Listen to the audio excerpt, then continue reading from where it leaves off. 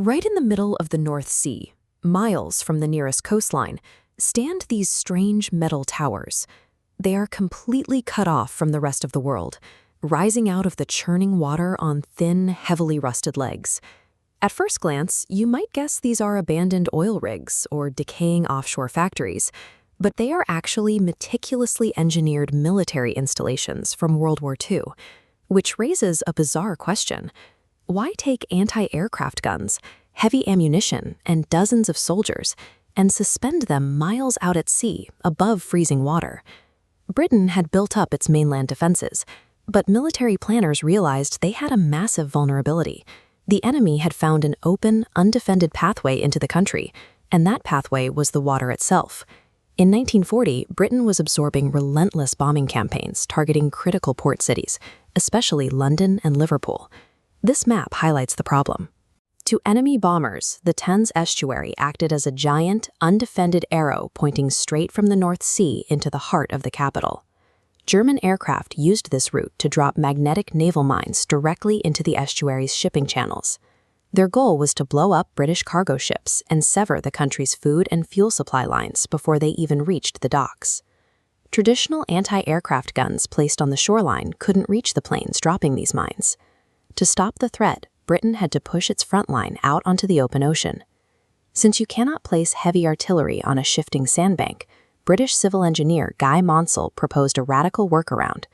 If there was no defensible land in the estuary, they would manufacture their own. Workers built massive concrete and steel fortresses entirely on dry land.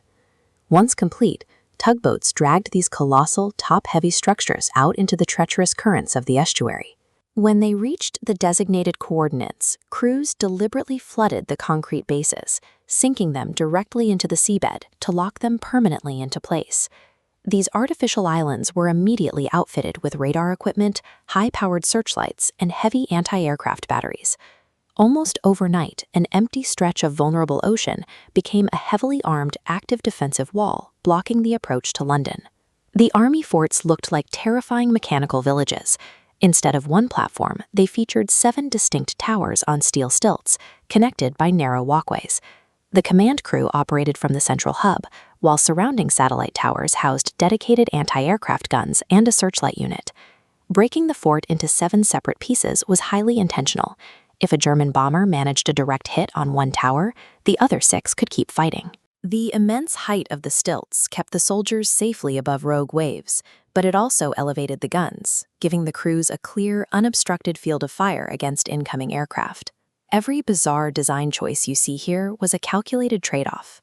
Planners needed to maximize the fort's firepower while mitigating the extreme risk of leaving men stranded on a target in the middle of the sea. But the brilliant engineering came at a steep human cost. The men assigned to these stations operated the machinery, but they were also trapped inside it. Inside the metal boxes, living quarters were inescapably cramped. Soldiers slept stacked closely on bunks, surrounded by gas masks, heavy coats, and their own weapons. The sensory environment was relentless. Crews endured freezing temperatures, thick sea fog, and the horrifying reality that the entire metal structure would shake violently every time a storm rolled in. There was no going into town after a shift, and no dry land to retreat to.